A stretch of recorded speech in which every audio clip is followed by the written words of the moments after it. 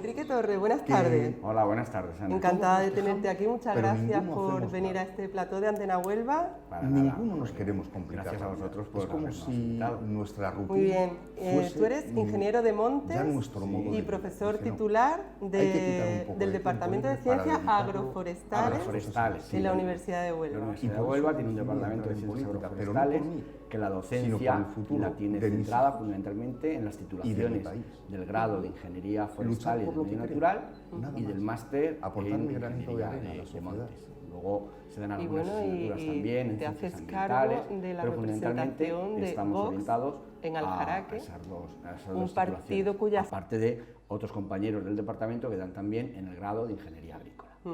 Muy bien.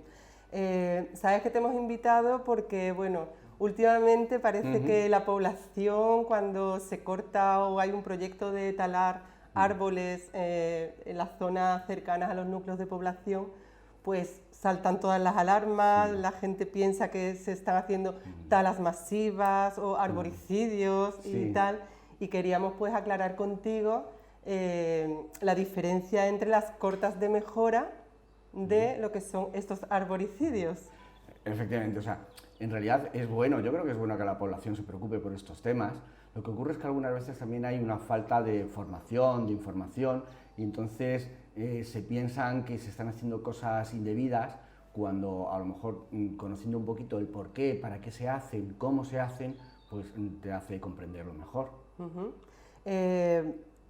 Para empezar por algún sitio, ¿por qué no nos dices un poquito de quién es competencia el mantenimiento de nuestros bosques, del bosque público? O sea, de... Claro, vamos a ver. En Andalucía, bueno, como en general en España, la superficie forestal puede tener dos tipos de titularidades, de propietarios particulares y propietarios públicos. A su vez, por ejemplo, en Andalucía hay alrededor de un 70% de terreno forestal privado y un 30% de terreno forestal público. A su vez, este monte público puede ser o bien de los ayuntamientos o bien directamente del Estado a través de la Junta de Andalucía o del Estado central. Por ejemplo, en Doñana, la finca de las Marismillas, es una finca del Organismo Autónomo de Parques Nacionales, es decir, del Gobierno central.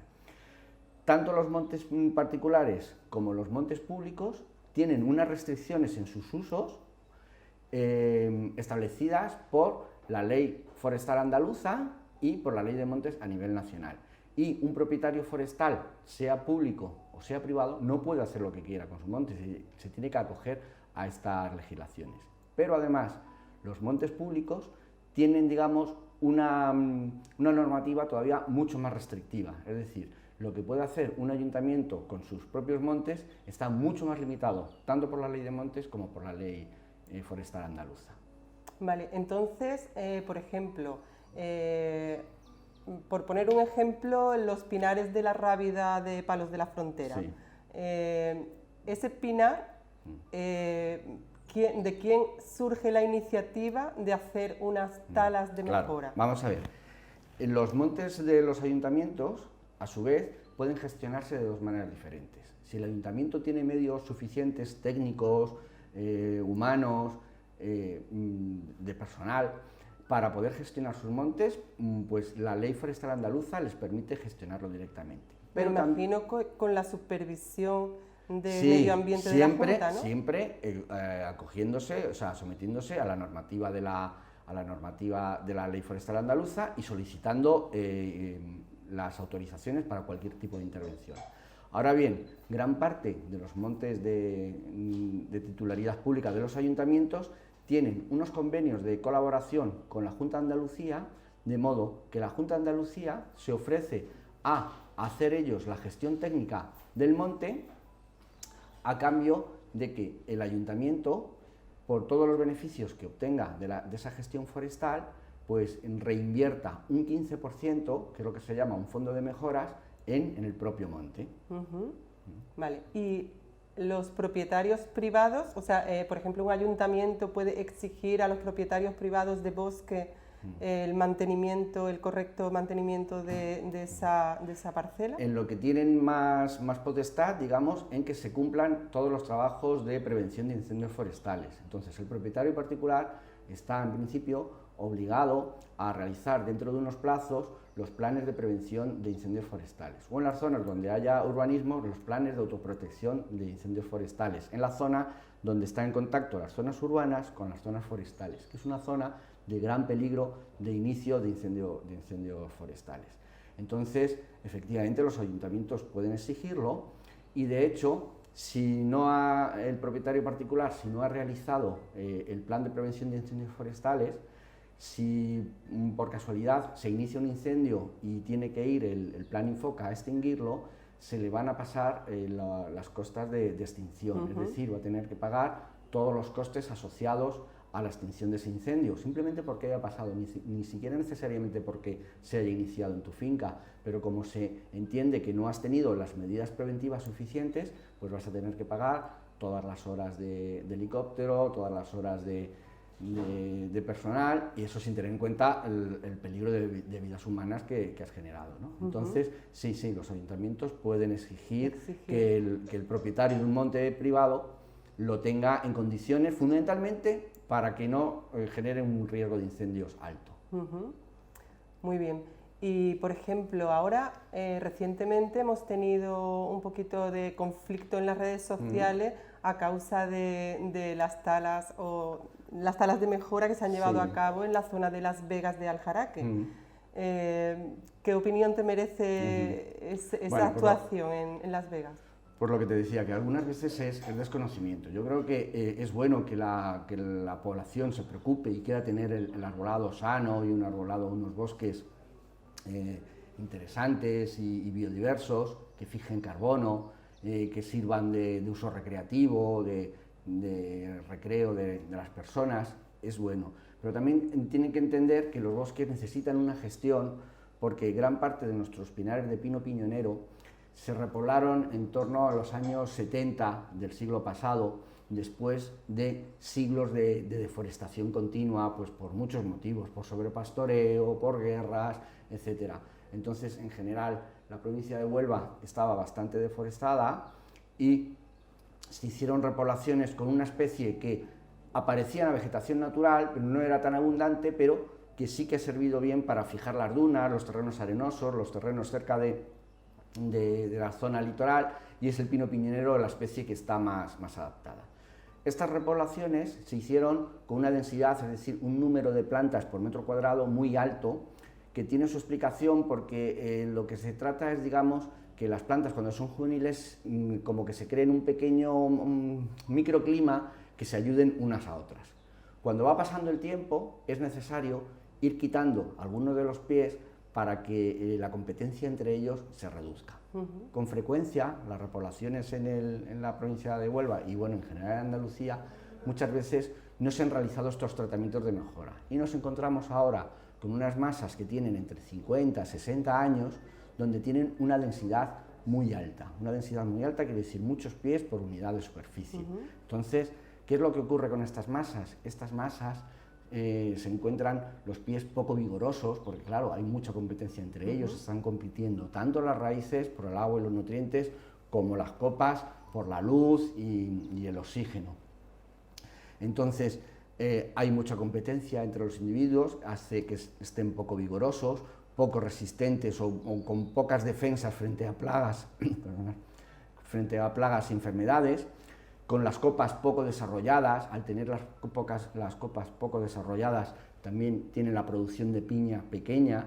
Esta producción de piña, o bien la podemos aprovechar nosotros a través de, o por intermedio de trabajadores que aprovechen esa piña, siempre de manera legal, con autorizaciones, o incluso la fauna silvestre también se beneficia de los piñones de pino piñonero. Sin embargo, estas masas pues tienen las copas muy poco desarrolladas porque están muy juntas unas con otras, tienen muy poca zona verde, muy poca parte viva, entonces tienen una producción de piña pequeña.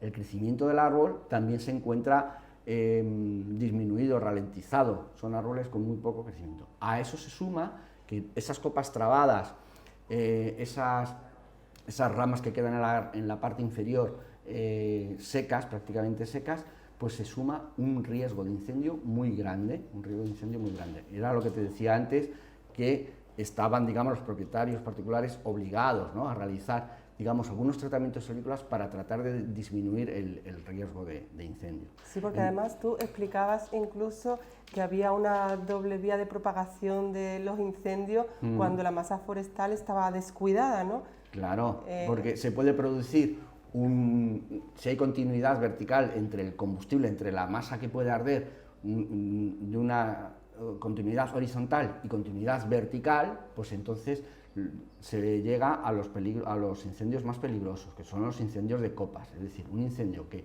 por ejemplo, por una negligencia o por un rayo o por una mala intención se inicie generalmente a nivel del suelo, se puede propagar horizontalmente por la pinocha y por las ramas inferiores y subir a las copas, y una vez que ha subido a las copas y están en contacto unas con otras, es la situación de fuego más peligrosa y más devastadora, como ocurrió, por ejemplo, con el incendio de Doñana de hace 2 años y de Almonaster también, ¿no? Entonces, es necesario realizar esas cortas de mejora, es decir, quitar algunos pies, para que lo que vamos es a mejorar la masa. Entonces, es interesante que la gente que esté concienciada, preocupada por la conservación de los bosques, se fije más en cómo quedan los pies, cómo queda la masa después de realizar este tipo de cortas, que en sí mismo el ver que algunos pies se han cortado, ¿no?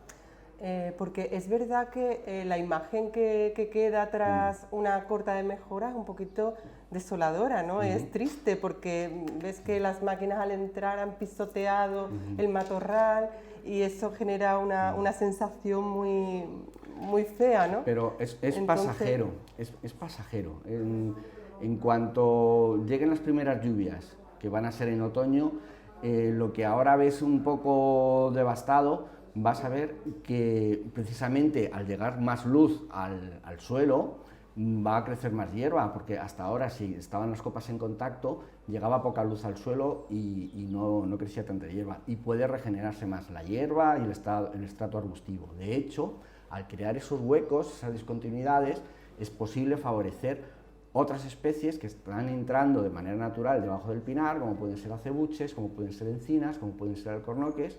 Todas estas especies se favorecen en las cortas. Entonces, en una primera impresión decimos, ha quedado devastado, pero cuando se vaya en otoño, o mucho mejor, dentro de un año, en la próxima primavera, se va a notar la mejora evidente. Entonces, ahí no podemos hablar para nada de arboricidio, ni de corta masiva. No, cuando se trata de este tipo de cortas, no. En otras situaciones a lo mejor se puede hablar de arboricidio, pero ni lo permite la ley, porque el ayuntamiento no puede hacer un cambio de uso, no se lo permite la ley, ni al ser unas cortas planificadas técnicamente, lo que van a perseguir precisamente es la persistencia de la masa, que es uno de los objetivos de los ingenieros forestales y de montes, asegurar la persistencia de las masas forestales. Es una base fundamental de nuestra actividad. Porque la deforestación o estas cortas masivas normalmente se dan en países en vías de desarrollo que no tienen legislación a lo mejor tan... Claro.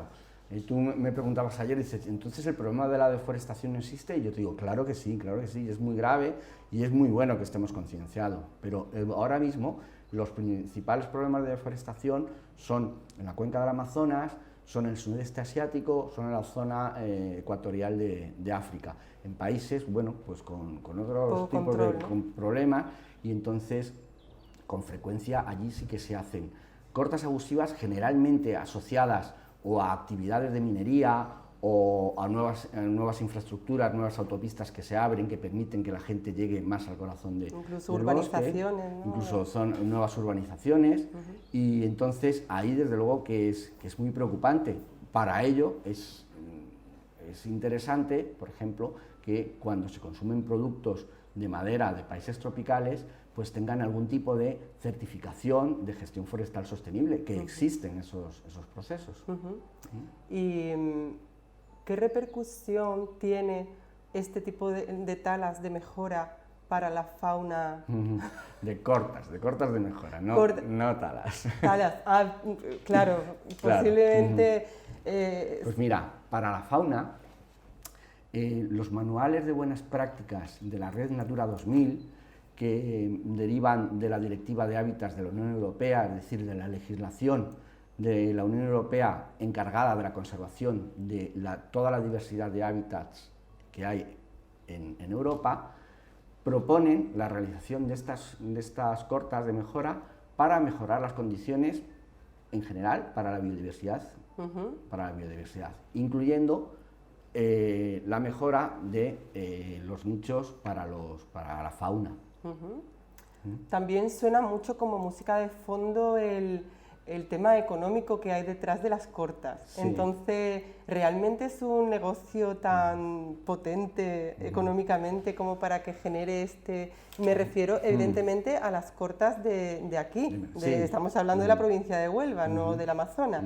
Entonces, cuando una empresa realiza estos trabajos en un pinar próximo a los núcleos de población, que es donde realmente suele generarse la oposición de la ciudadanía, ¿realmente el beneficio económico es tan grande como para que exista siempre la sospecha de que todo lo que hay detrás de ello es motivo económico? Bueno, vamos a ver.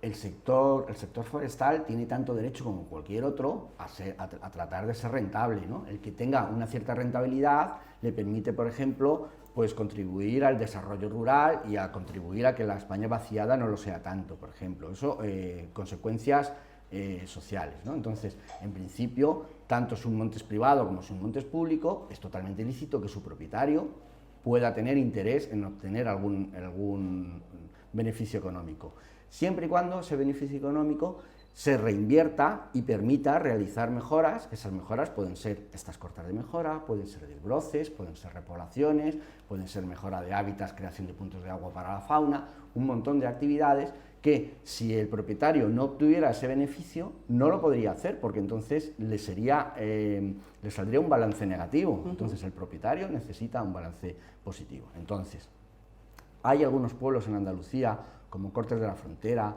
como Cazorla, el mismo Almonte, que son pueblos eminentemente forestales y son pueblos cuya gran parte de la actividad socioeconómica deriva de la actividad forestal, y eso no es nada para poner en sospecha, al revés, es motor de desarrollo socioeconómico. Hay otros municipios como Aljaraque, donde evidentemente no se vive del monte, donde el monte es algo más, entre comillas, decorativo, entendiendo lo que quiero decir.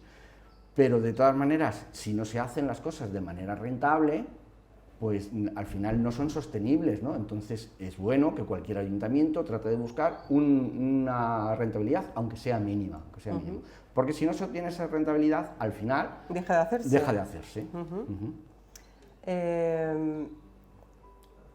¿Qué tendrías tú que decir referente a los trabajos que parece ser están proyectados para la zona del Pinar de la Sorda en Aljaraque? Porque por lo visto pues aparecieron muchísimos pinos marcados, y entonces la población estaba un poquito como alerta a una posible corta. Mira, en la zona. Estos pinares que rodean Aljaraque es lo que los forestales conocemos como bosques urbanos. Son bosques cuya finalidad es servir de esparcimiento, de uso público para la población. El pinar de las Sordas, evidentemente lo utilizamos todos para ir en bicicleta, para pasear, para disfrutar por ahí. Entonces requiere que se realice una gestión cuidadosa, eso es imprescindible. Lo que no quiere decir es que si se abandona, pues haya un riesgo grande de incendio, sobre todo teniendo en cuenta que está rodeado de carreteras, que tenemos viviendas muy próximas, que está literalmente por los cuatro costados rodeado de coches y de personas, que hay un riesgo de incendio. Entonces, por un lado, es necesario ejecutar un plan de prevención de incendios forestales en las Sordas, pero al mismo tiempo hay que ser especialmente cuidadoso. Sí, sensibles. Sensible. Entonces, bueno, pues lo que habrá que estar atentos cuando se vayan a iniciar esos trabajos, que efectivamente no se hagan un gran esquilme de árboles o que se corten con delicadeza, digamos, ¿no? Pero en principio un bosque urbano no quiere decir un bosque intacto. Un bosque intacto está en el corazón del Amazonas. Aquí nuestros bosques son bosques intervenidos y se puede intervenir en ellos. De hecho, los bosques urbanos en Europa se consideran como una gran herramienta, un gran recurso de educación ambiental, no solo porque los ciudadanos, las personas que viven cerca, conocen las especies animales y vegetales del bosque, sino que también pueden llegar a comprender los trabajos forestales que se hacen, ¿no? Entonces, bueno, realizando una buena labor de educación ambiental y sirviendo, por ejemplo, realizando algunas actividades o colocando paneles y tal, la población puede comprender que en el Pinar de las Sordas, en un momento concreto, puedan eliminarse algunos pies, pues por ejemplo, para favorecer a los pies más dominantes y que algún día tengamos un árbol singular, un árbol sobresaliente. Si no se hacen ese tipo de trabajos, los árboles van a competir mucho entre ellos y no vamos a tener. Entonces, si alguna vez se quieren tener árboles sobresalientes, pues a lo mejor se puede intervenir alrededor. Otra cosa es, te doy toda la razón, es que hay que realizarlo con mucho cuidado y con sensibilidad ambiental. En eso estoy de acuerdo. A ver, yo creo que es importante saber que la empresa que se ocupa de realizar estos trabajos no lo hace de forma arbitraria, ni tampoco según su exclusivo criterio, sino que ellos marcan los árboles según su criterio, pero luego Medio Ambiente, la Delegación de Medio Ambiente tiene que aprobar esas cortas, ¿no? Es imprescindible pedir una autorización de acuerdo a una serie de criterios que lo tiene que autorizar la Junta de Andalucía, la Consejería ahora de Agricultura y Transición Ecológica, y es necesario obtener esa autorización. En todo caso, una vez obtenida esa autorización, hay que pedir permiso para iniciar las obras, y una vez iniciadas las obras, fundamentalmente los agentes de medio ambiente de la zona van a comprobar que se han realizado conforme a lo autorizado. Muy bien. ¿Cómo podemos dejar de llevarnos las manos a la cabeza? Porque es algo que tenemos como inculcado, el que cortar un árbol es algo terrible. Pues educación y educación. Yo digo que precisamente ahora ya aprovecho, pues estamos haciendo unas jornadas en la Escuela Técnica Superior de Ingeniería, unas jornadas que llamamos los jueves de educación ambiental. El año pasado hicimos los primeros jueves, este año hacemos los segundos jueves de educación ambiental, donde personas, equipos de diferentes puntos de España nos están contando sus iniciativas, sus técnicas, sus recursos de educación ambiental aplicado a la educación forestal, para que la gente tenga cada vez más cultura forestal y, en definitiva, más amor por los bosques. Entonces, sabiendo que cuando se va a realizar unas cortas de mejora, unos tratamientos de mejora, lo que vas a mejorar es el bosque y vas a tener el bosque mejor. Entonces, lo que tú quieres, pues lo vas a tener en mejores condiciones. Muy bien, Enrique, pues te animo en esa tarea porque tienes mucha, desde luego, por delante. Bueno, con mis compañeros y compañeras también. Muy bien, pues muchísimas gracias por estar con nosotros, pues nada, compartiendo tu información. A vosotros por interesaros. Y cuando quieras, aquí tienes tu casa, la casa de Paco Morán, y encantada.